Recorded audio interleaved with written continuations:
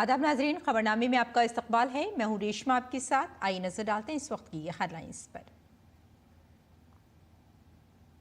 वजीर आजम नरेंद्र मोदी की रिहाइशगाह पर एक अहम मीटिंग हुई, जिसमें वजीर दिफा और वजीर खारजा के साथ NSA, CDS और तीनों फौजों के सरबराहान ने शिरकत की।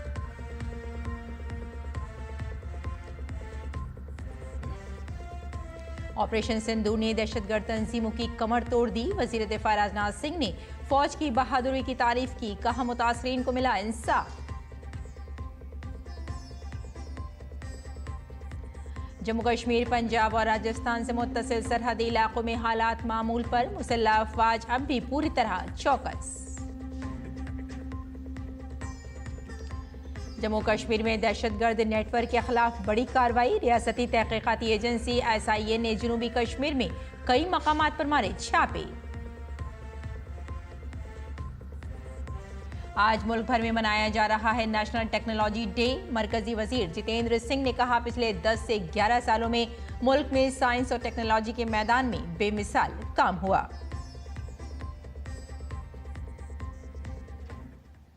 और आइए अब खबरों पर डालते हैं तफसील से नजर।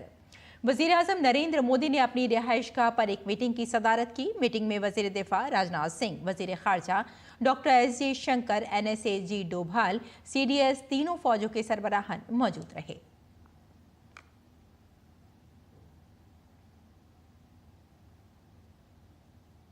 मुल्क की स्ट्रेटेजिक ताकत को मजबूत बनाने के लिए लखनऊ में ब्रह्मोस एरोस्पेस इंटीग्रेशन और टेस्टिंग सहूलत का इफ्तिताह किया गया। ब्रह्मोस मिसाइल मैन्युफैक्चरिंग यूनिट का इफ्तिताह मरकजी वजीर दिफा राजनाथ सिंह ने वर्चुअल तरीके से किया। BrahMos aerospace integration and testing सहूलत के इफ्तिताही तकरीब के दौरान वज़ीर दिफा ने कहा कि यूपी डिफेंस कॉरिडोर में तैयारा साजी में सरकारी और निजी दोनों शोबों की नुमाया शिरकत से यकीनी तौर पर दिफाई शोबे में मुल्क की खुद इन्हिसारी में तेजी आएगी। हमारा सपना है कि उत्तर प्रदेश दुनिया के टॉप डिफेंस प्रोडक्शन और एक्सपोर्ट डेस्टिनेशन के रूप में जाना जाए। आज जो ब्रह्मोस फैसिलिटी शुरू हो रही है, मैं समझता हूं वह यूपी डिफेंस कॉरिडोर का एक गौरव होगा। यह सिर्फ उत्तर प्रदेश का ही नहीं, बल्कि देश का सबसे बड़ा BrahMos integration and testing facility centre है। यह रक्षा क्षेत्र में भारत की आत्मनिर्भरता के प्रयास को भी मजबूती प्रदान करेगा। लखनऊ में BrahMos aerospace integration and testing के इफ्तिताही प्रोग्राम से खिताब करते हुए वजीर दिफा राजनाथ सिंह ने कहा कि भारतीय फौज ने उन भारत के मुखालिफ दहशतगर्द तंजीमों ने जिन्होंने भारत की पेशानी पे हमला करके उनके कुनबे के सिंदूर मिटाए थे, उन्हें भारतीय फौज ने ऑपरेशन सिंदूर के जरिए इंसाफ दिलाने का काम किया है। इसके लिए आज पूरा मुल्क भारतीय फौज को मुबारकबाद दे रहा है। ऑपरेशन सिंदूर सिर्फ एक फौजी कार्रवाई नहीं है, बल्कि भारत की सियासी, समाजी और स्ट्रेटेजिक कुव्वत इरादे की अलामत है। भारतीय सेनाओं ने ऑपरेशन सिंदूर को पाकिस्तान में मौजूद आतंकी ढांचा ढहाने के उद्देश्य से लॉन्च किया था। हमने उनके आम नागरिकों को कभी निशाना नहीं बनाया था, मगर पाकिस्तान ने न केवल भारत के नागरिक इलाकों को निशाना बनाया, बल्कि मंदिर, गुरुद्वारा, गिरजाघर पर भी हमले करने का प्रयास किया। भारतीय सेना ने शौर्य और पराक्रम के साथ साथ संयम का भी परिचय देते हुए पाकिस्तान के अन्य ठिकानों पर भी प्रहार करके करारा जवाब दिया है। भारत में आतंकवादी घटनाएं करने और कराने का क्या अंजाम होता है, यह पूरे विश्व ने उरी की घटना के बाद देखा, जब हमारी सेना ने पाकिस्तान में घुसकर सर्जिकल स्ट्राइक की। पुलवामा के बाद देखा, जब बालाकोट पर एयर स्ट्राइक की गई, और अब पहलगाम की घटना के बाद दुनिया देख रही है कि जब भारत ने पाकिस्तान के भीतर घुसकर मल्टीपल स्ट्राइक्स की हैं। आतंकवाद के खिलाफ जीरो टॉलरेंस की नीति पर चलते हुए हमारे यशस्वी प्रधानमंत्री श्री नरेंद्र मोदी ने स्पष्ट कर दिया है, यह नया भारत है जो आतंक के खिलाफ सरहद के इस पार और उस पार दोनों तरफ प्रभावी कार्रवाई करेगा। यह हमारे प्रधानमंत्री जी ने स्पष्ट रूप से यह संदेश दे दिया है। इस मौके पर उत्तर प्रदेश के वजीर आला ने लखनऊ में ब्रह्मोस सेंटर खोलने पर मरकजी हुकूमत का शुक्रिया भी अदा किया। उन्होंने कहा कि दिफाई मैन्युफैक्चरिंग के लिए 6 नोड्स कायम किए गए हैं और अब हमसे उसे दिफाई पैदावार के साथ साथ दोस्त ममालिक को भी बरामद कर रहे हैं। योगी आदित्यनाथ ने कहा कि 60,000 नौजवानों को रोजगार के मौके फराहम किए जाएंगे।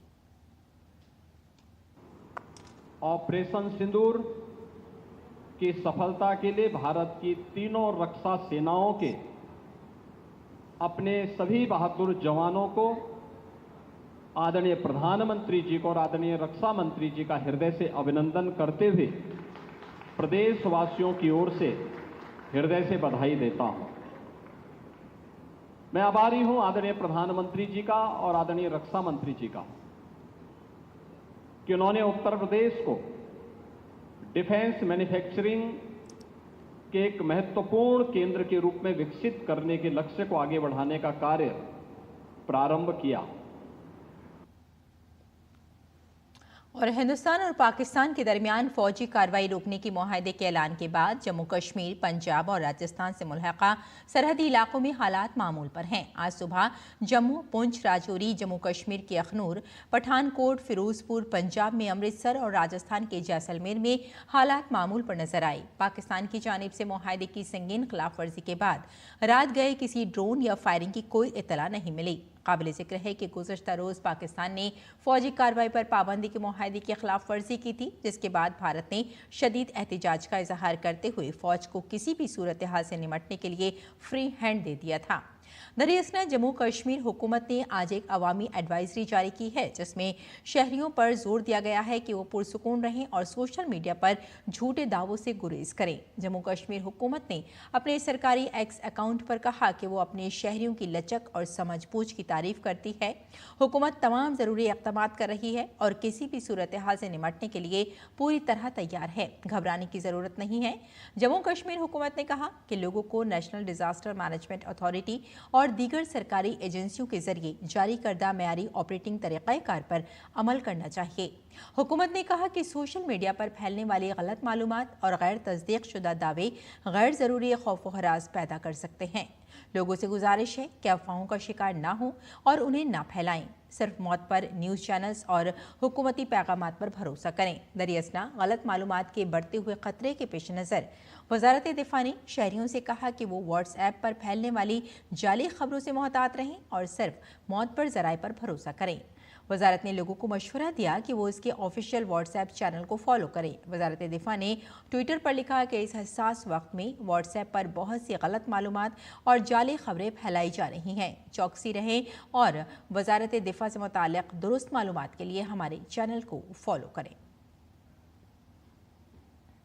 हिंदुस्तान और पाकिस्तान के दरमियान मुआहदे के बाद जम्मू कश्मीर के पुंछ और रियासी में बाजार दोबारा खुल गए हैं।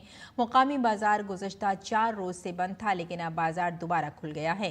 लोग सामान खरीदने दुकानों पर पहुंच रहे हैं। सड़कों पर हालात अब पहले की तरह मामूल पर हैं।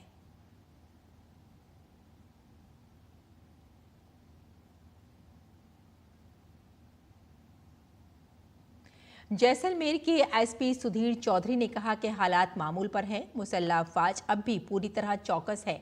हमें कुछ जगहों पर गोला बारूद और मशकूक अशिया मिल रही हैं। मैं लोगों से अपील करता हूं कि उनके करीब ना जाएं, पुलिस को इत्तला दें। हमने 4 मुश्तबा अफराद को पकड़ा है और तफ्तीश जारी है और जो भी सरहद पार से कॉल कर रहा है वो हमारे रडार पर है। जो सिचुएशन है वो लेस सामान है, परंतु सबसे महत्वपूर्ण बात यह है कि कुछ जगहों पर एमुनिशन और संदिग्ध वस्तुएं मिल रही हैं। उसके संदर्भ में आमजन से अपील है, किसी भी सूरत में उनके नज़दीक ना जाएं, तुरंत पुलिस कंट्रोल रूम को सूचना दें। 4 संदिग्ध लोगों को हमने पकड़ा है और उनकी हम JIC करा रहे हैं। उसके लेकर के हम लोग विशेष सतर्कता बरत रहे हैं और कोई भी व्यक्ति जो संदिग्ध व्यक्ति है जो अनावश्यक कॉल अक्रॉस द बॉर्डर कर रहा है वो हमारे रडार पे। पिछले 4 दिनों में कितने करीब ऐसे पकड़े जा चुके हैं? तो एक कम से कम आधा दर्जन लोगों को हमने पकड़े हैं और आने वाले समय में भी कोई अगर व्यक्ति इस तरह का काम करता है जो संदिग्ध गतिविधियां करता है उस पर हम लोग नजर बनाए। श्रीनगर के लाल चौक में आज दुकानें मामूल के मुताबिक खुली रहीं। आज हालात मामूल पर रहे, लोग घरों से बाहर निकल रहे हैं। हमारे नुमाइंदे अश्वनी मिश्रा ने मामूल की सूरत हाल का जायजा लिया। भारत का सिरमौर कश्मीर और कश्मीर के श्रीनगर का दिल लाल चौक। हम लाल चौक पर मौजूद हैं। रविवार का दिन है। रविवार को यहाँ पर साप्ताहिक बाजार लगता है जिसका लोगों को शिद्दत से इंतज़ार होता है, केवल इसलिए कि बेहद किफ़ायती तरीके से यहाँ पर रोज़मर्रा की हर चीज़ें मिल जाती हैं, चाहे वो कपड़े हों या फिर ज़रूरियात की अन्य चीज़ें। कल जब पाकिस्तान ने दोनों देशों के बीच संघर्ष विराम न करने की सहमति के बाद जब रात में यहाँ पर सीज़ फायर वायलेशन किया तो लोगों के मन में एक बार पैनिक तो आया, लेकिन उसके बाद मध्य रात्रि से ही ब्लैकआउट जैसी यहाँ पर कोई स्थिति नहीं रही। MEA की PC के बाद किसी तरीके का सीज़ फायर वायलेशन, चाहे वो लाइन ऑफ कंट्रोल हो या फिर इंटरनेशनल बॉर्डर हो, वहाँ पर किसी तरीके से नहीं किया गया है। कुछ लोग यहाँ पर मौजूद हैं, उनसे हम खुद उनका रद्द-ए-अमल जानना चाहेंगे। कल जब एकाएक जो है बड़ी तेज़ी से धमाके सुनाई पड़ने लगे तो थोड़ा लोगों के मन में आशंका आई, लेकिन फिर क्या आपका रद्द-ए-अमल है कल की शाम की घटना पर? अभी कोई भय नहीं लोगों के लिए, अभी शांति है और इंशाअल्लाह ऐसा शांत हो जाएगा ही। हमें कोई तकलीफ नहीं है, तकलीफ होगी तो पाकिस्तान को होगी। आतंकवाद के खिलाफ पूरा कश्मीर खड़ा था, ये मैंने एक बात देखी इस बार। हर कोई इसके खिलाफ था, हर कोई इससे नाराज़ था, हर कोई ये कह रहा था ये गलत हुआ। देख सकते हैं कि ये लोगों के उद्गार है कि लोग तरक्की चाहते हैं, अमन चैन पुरसुकून माहौल चाहते हैं जिससे कि विकास हो सके। और पूरी दुनिया ने देखा है कि भारत जंग नहीं चाहता है और पूरी दुनिया भी जानता है कि पाकिस्तान जंग लगे हथियारों से लड़ भी नहीं सकता है। कैमरा पर्सन पीयूष वर्मन के साथ अश्विनी कुमार मिश्र, DD न्यूज़, लाल चौक, श्रीनगर। जम्मू कश्मीर से बीजेपी के राज्यसभा के रुकन गुलाम अली खटाना ने कहा कि ऑपरेशन सिंदूर के बाद हिंदुस्तान और पाकिस्तान की जंग बंदी हिंदुस्तान की एक बड़ी सिफारती और फौजी कामयाबी है। हमारे सीनियर साथी अमरेंद्र गुप्ता के साथ खुसूसी बातचीत में रुकन पार्लियामेंट गुलाम अली खटाना ने कहा कि भारत ने जिस तरह ऑपरेशन सिंदूर से अपनी ताकत का मुजाहरा किया है वो न सिर्फ पूरी दुनिया के लिए पैगाम है बल्कि ये फौजी और सिफारती दोनों सतहों पर भारत की जीत है। पहलगांव के बाद देश का गुस्सा चरम पर था। प्रधानमंत्री नरेंद्र मोदी की सरकार ने इसको लीड लिया और पाकिस्तान को करारा जवाब दिया। हालांकि 3 दिन बाद शांति पहल के तौर पे सीज फायर, इसे भी एक कूटनीतिक जीत के तौर पे देखा जा सकता है। भारत एक रिस्पॉन्सिबल देश होने के साथ साथ एक डेमोक्रेटिक देश है और देश के लोगों ने देश के वज़ीर-ए-आज़म नरेंद्र मोदी जी को चुना है और उन पे एक जिम्मेवारी बन जाती थी कि जो लोगों का गुस्सा है और जिन्होंने ये सोचा है, करा है या साजिश बनाई है उनको कैफरे करदार तक पहुँचाया जाए। सरकार ने एक माकूल जवाब दिया, लेकिन कहीं ना कहीं इस घटना ने पाकिस्तान को पूरी तरह एक्सपोज तो किया। पाकिस्तान इंटरनेशनल कम्युनिटी में पहले से ही एक्सपोज है कि वो एक रॉक स्टेट है, वहाँ आर्मी का ज़्यादातर हेजमनी रहा है और जमहूरियत को पंपने नहीं दिया है और कई तरह की आवाज़ें आपने आ रही हैं। बलूचिस्तान अलग मांग कर रहा है, भूखमरी है। उन सारी चीज़ों को दबाने के लिए पाकिस्तान इस तरह की कानूनी हरकतें करता रहता है और उनका एस्टेब्लिशमेंट खासकर आर्मी करती है। प्रधानमंत्री नरेंद्र मोदी के नेतृत्व में जो कश्मीर जिस तरह से आगे बढ़ रहा है, सर उसको कैसे देखते हैं? सबसे पहले दुर्भाग्यपूर्ण ये बात थी कि जम्मू कश्मीर के लोगों का, यंगर जनरेशन का माइंड टू बी और नॉट टू बी में रहता था कि हम क्योंकि यहाँ देश के नेता जो सत्ता में रहे हैं 70 साल, वो क्या करते थे कि कभी स्काई इज़ द लिमिट, कभी ऑटोनॉमी की बात करते थे, कभी स्काई शॉर्ट फॉर्म ऑफ आज़ादी इज़ देयर, कभी UN में चले गए। तो अब का जो भारत और लोगों में दोहरी जहनीत क्रिएट करी। अब जो नरेंद्र मोदी जी के ज़माने से 2014 के बाद और ख़ासकर 2019 के बाद, एब्रोगेशन के बाद, कश्मीर की जो यंगर जनरेशन है उसको ये मालूम हुआ कि नहीं, हम भारत के हैं। सीज फायर डिक्लेयर होने के बाद भी पाकिस्तान ने सीज फायर को नहीं माना। अगर पड़ोसी देश से आतंक होता है तो हम उसका करारा जवाब देंगे। ये कहीं ना कहीं प्रधानमंत्री की जीरो टॉलरेंस नीति की ओर इशारा करता है। देश के लीडर का, देश के वज़ीर-ए-आज़म का ये ड्यूटी भी बनता है कि कहीं ना कहीं जो प्रॉब्लम्स हैं, जो क्रिएटेड प्रॉब्लम्स हैं, जहाँ आउटसाइड से कहीं ना कहीं उनको ऑक्सीजन मिलता है, उसको ठीक करके लोगों को मेन स्ट्रीम में लाना और उनको देश की तरक्की के लिए उनका टैलेंट को इस्तेमाल करना, ये प्रायोरिटी, ये बड़ी कन्विक्शन से होता है और ये नरेंद्र मोदी जी में ये पाई जाती है। अब विपक्ष का कहना है कि चूंकि अब सीज फायर हो गया है तो संसद का एक संयुक्त सत्र बुलाया जाए, सर्वदलीय बैठक की जाए। जंग के बादल हों या कोई भी बड़ा मेजर इंसिडेंट्स देश में हो जाए, जैसे पहलगाम का हो, तो अपोजिशन का भी कॉपरेशन रहा है। जमहूरियत के लिए प्रधानमंत्री नरेंद्र मोदी की सरकार जो है हमेशा देश हित में फैसले लेती रहती है और ये फैसले को भी देश हित में ही देखा जा सकता है। कैमरामैन विनोद ओझा के साथ अमरेंद्र गुप्ता, डीडी न्यूज़, दिल्ली। जम्मू कश्मीर की तहकीकाती एजेंसी ने जनूबी कश्मीर में बड़ी कार्रवाई की है। मुल्क दुश्मन सरगर्मियों से मुताल्लिक़ केस में एजेंसी के छापे जारी हैं। ये कार्रवाई पुलवामा, अनंतनाग, कुलगाम और शोपियां जिला में की जा रही है। इसका मकसद दहशतगर्द नेटवर्क्स और उनके मुआविन ढांचे को ख़त्म करना है। यह ऑपरेशन काबिल एतमाद इंटेलिजेंस मालूमात की बुनियाद पर शुरू किया गया है। जम्मू कश्मीर के एडिशनल डिस्ट्रिक्ट डेवलपमेंट कमिश्नर राजकुमार थापा की आखिरी रसूमात अदा की गईं। राजकुमार थापा सरहद पार से फायरिंग में शहीद हो गए थे।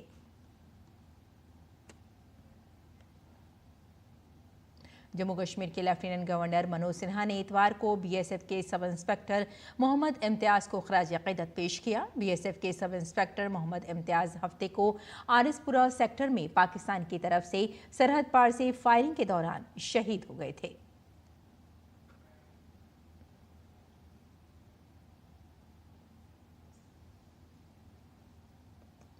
पहलगाम दहशतगर्दाना हमले में नेपाल के सुदीप न्यूपानी भी मारे गए। नेपाल में हिंदुस्तानी सफ़ीर नवीन श्रीवास्तव ने सुदीप न्यूपानी के अहले खाना से मुलाकात की और दिली ताज़ियत का इजहार किया। नवीन श्रीवास्तव ने मुतासिरा ख़ानदान को यकीन दिलाया कि पहलगाम दहशतगर्दाना हमले के कसूरवारों को इंसाफ के कटहरे में लाने के लिए हुकूमत हिंद के पुख्ता अज़्म का यकीन दिलाया। आंध्र प्रदेश में मुल्क के दिफा में अपनी जान कुर्बान करने वाले फौजी जवान एम मुरली नायक को खराज अकीदत पेश किया गया।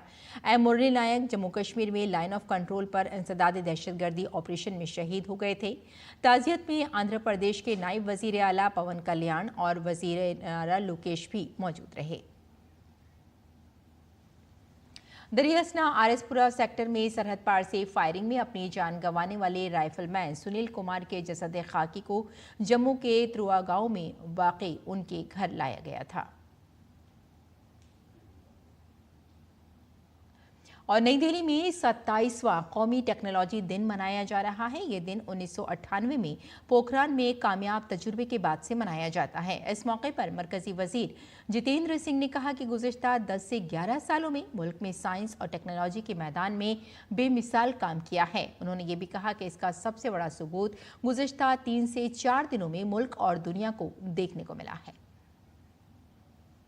नवाचार, विज्ञान, प्रौद्योगिकीकरण का जो भी विकास, जो भी प्रगति हुई है गत 10-11 वर्षों में ही हुई है और मुझे लगता है कि उससे सबसे बढ़िया उसका प्रमाण अगर राष्ट्र को और दुनिया को देखने को मिला तो 3-4 जो दिन बीते हैं, जो घटनाएं गुजरी हैं, जो भी साइंटिफिक इक्विपमेंट काम में लाया गया इस 3-4 दिन के दौरान, वो अधिकतर इंडिजिनस था क्योंकि प्रधानमंत्री मोदी जी ने आते ही हमें आत्मनिर्भर भारत का कॉन्सेप्ट दिया और साथ ही साथ ये सारा एक्वायर भी इन्हीं 8-10 वर्षों में किया गया, जिसके परिणाम स्वरूप आज भारत प्रथम श्रेणी के देशों में है। इस बात का प्रमाण भारत ने बहुत अच्छी तरह दुनिया के आगे रखा है।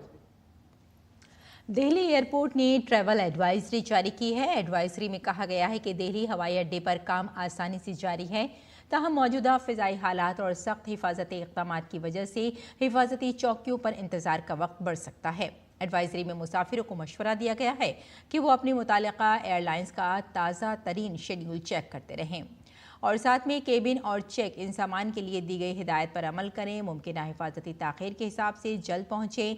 एयरलाइन और सिक्योरिटी एहलकारों को मुकम्मल ताउन फराहम करें। एयरलाइन या दिल्ली एयरपोर्ट की सरकारी वेबसाइट के जरिए परवाज़ का मौक़िफ़ का पता लगा लें। इसके अलावा मुसाफिरों को मशवरा दिया गया है कि वो किसी भी मालूमात के लिए सिर्फ ऑफिशियल अपडेट्स पर इन्हसार रखें। पाकिस्तान और भारत की मौजूदा सूरत हाल के दरमियान सोशल मीडिया पर जाली वीडियोस का सैलाब आ गया है। ऐसे में पीआईबी ने एक्स पर पोस्ट किया है और कहा है कि लोगों को भारतीय मुसल्लह अफ़वाज या मौजूदा सूरत हाल से मुताल्लिक़ मुश्तबा वीडियोस से मोहतात रहना चाहिए। ये जोड़ तोड़ की वीडियोस हैं, इसके जाल में मत उलझें, इसका इश्तराक ना करें। पीआईबी ने कहा कि अगर आपको किसी पोस्ट पर कोई शक है, पीआईबी फैक्ट चेक को रिपोर्ट करें। प्रेस इन्फॉर्मेशन ब्यूरो ने इसके लिए व्हाट्सएप नंबर 918799711259 और ईमेल ID factcheck@pib.gov.in भी जारी की है।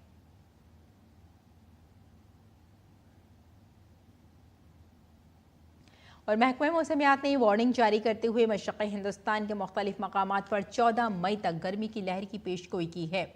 महकमा मौसमियात के मुताबिक आज महाराष्ट्र और गुजरात की रियासतों में गरज चमक के साथ बारिश और तेज़ हवाएं चलने का इम्कान है। 12 मई तक शुमाल मगरबी हिंदुस्तान और वस्ती हिंदुस्तान में 14 मई तक गरज चमक के साथ और बारिश का इम्कान है और इसके बाद इसकी शिद्दत में कमी का इम्कान आएगा। शुमाल मशरक़ी हिंदुस्तान में 14 मई तक गरज चमक और तेज़ बारिश का इम्कान है। मुल्क में सिक्योरिटी की सूरत हाल के पेश नज़र मुलतवी CA के इम्तहान की नई तारीख जारी कर दी गई है। ICAI ने मुलतवी इम्तहानात की नई तारीख का ऐलान किया है। मुलतवी CA के इम्तहानात अब 16 से 24 मई तक होंगे।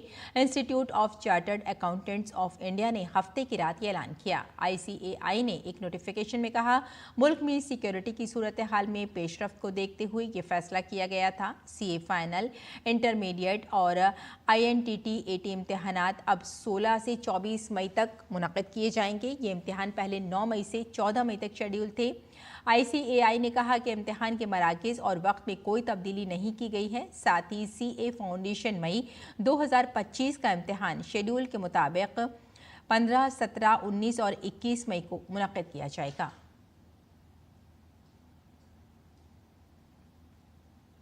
महाराष्ट्र के खिलाड़ी खेलो इंडिया यूथ गेम्स में शानदार कारकर्दगी का मुजाहरा पेश कर रहे हैं। महाराष्ट्र ने तीरंदाजी के मुख्तलिफ ज़ुमरों में 6 गोल्ड मेडल्स जीते हैं। खिलाड़ियों ने अपनी जीत पर खुशी का इजहार करते हुए भागलपुर की मेहमान नवाजी और इंतजामात पर भी खुशी का इजहार किया। खेलो इंडिया यूथ गेम्स में महाराष्ट्र का शानदार प्रदर्शन सामने आया है। वहीं तीरंदाजी में भी महाराष्ट्र के खिलाड़ियों ने 6 स्वर्ण पदक अपने नाम किए हैं। 2 पदक जीत कर जा रहे हैं। खेलो इंडिया में कितना उत्साह है? बहुत अच्छा लग रहा है सर। इस साल मेरी दूसरी खेलो इंडिया है और इस साल दोनों भी गोल्ड, इंडिविजुअल और मिक्स टीम। बहुत प्राउड फील हो रहा है हमारी टीम और महाराष्ट्र के लिए। खेलो इंडिया के बाद अगला गेम क्या होगा और आपकी तैयारी कैसी होगी? अभी तो सबसे पहले हम तैयारी कर रहे हैं 2028 के ओलंपिक के लिए। जो हमारा कंपाउंड राउंड है वो अभी 2028 में ऐड हुआ है और आर्चर में अब तक ओलंपिक को एक भी मेडल नहीं है, तो हम ट्राई करेंगे कि ओलंपिक में सिलेक्ट होने के बाद ज़रूर एक मेडल लाए इंडिया के लिए। भागलपुर आके कैसा लग रहा है आपको? भागलपुर आके तो बहुत अच्छा लग रहा है। जितना सोचा था उससे तो बहुत अच्छा है। जितना हम लोगों ने सोचा था फैसिलिटीज़ मिलेगी उससे तो कई गुना अच्छे मिल रहे हैं। फैसिलिटीज़, खाना, रहना, बाकी सब। खेलो इंडिया का जो आर्चरी है यहाँ पर इनको विश्व स्तर की, अंतर्राष्ट्रीय स्तर की जो है स्पर्धा देखने को मिली और जो सुविधाएं हैं वो भी अंतर्राष्ट्रीय मंच के अनुरूप ही हैं। कैमरामैन शिव के साथ में सुशील कुमार, DD न्यूज़, भागलपुर। रूस और यूक्रेन के दरमियान जंगबंदी के बारे में कयास आराइयाँ तेज़ हो गई हैं। रूसी सदर व्लादिमीर पुतिन ने यूक्रेन को बगैर किसी शर्त के मुज़ाकरात की तजवीज़ पेश की है। यूक्रेन के साथ ये बातचीत इस माह की 15 तारीख को तुर्की के इस्तांबुल में होगी। पुतिन के इस ऐलान के बाद दोनों ममालिक के दरमियान जंगबंदी के इम्कानात काफ़ी बढ़ गए हैं। इससे पहले अमरीका एक अरसे से रूस और यूक्रेन के दरमियान जंगबंदी कराने की कोशिश कर रहा है। इस मामले में यूक्रेन के सदर व्लादिमीर ज़ेलेंस्की ने पीर से 30 दिन की गैर मशरूत जंगबंदी पर अमल दरामद की अपील की है ताकि अमन मुज़ाकरात का रास्ता खुल सके। ज़ेलेंस्की ने यह भी खबरदार किया कि अगर रूस इस तजवीज़ को मुस्तरद करता है तो उसे इक़्तिसादी और तवानाई के शोबे से मुताल्लिक़ नई बैनुल-अक़वामी पाबंदियों का सामना करना पड़ सकता है। अमेरिका और ईरान के दरमियान जौहरी मुज़ाकरात का नया दौर आज ओमान में शुरू हो रहा है। ये मुज़ाकरात अमरीकी सदर डोनाल्ड ट्रंप के खलीजी ममालिक के दौरे से ऐन क़ब्ल हो रहा है। ओमान की सालसी में 3 मई को रोम में होने वाले मुज़ाकरात का चौथा दौर मुलतवी हो गया था। ईरान के वज़ीर ख़ारजा अब्बास अराग़ची ने कहा कि ओमान ने मुज़ाकरात के लिए आज की तारीख तजवीज़ की थी, जिसे दोनों फ़रीक़ों ने कबूल कर लिया। सदर ट्रंप 13 मई से सऊदी अरब, कतर और मुत्तहिदा अरब अमारात का दौरा करेंगे। इनका रियाज में खलीज ताउन कौंसिल के रहनुमाओं से मुलाकात का इम्कान है। तो नाज़रीन, खबरनामे में फ़िलहाल इतना ही। इजाज़त दें, आदाब।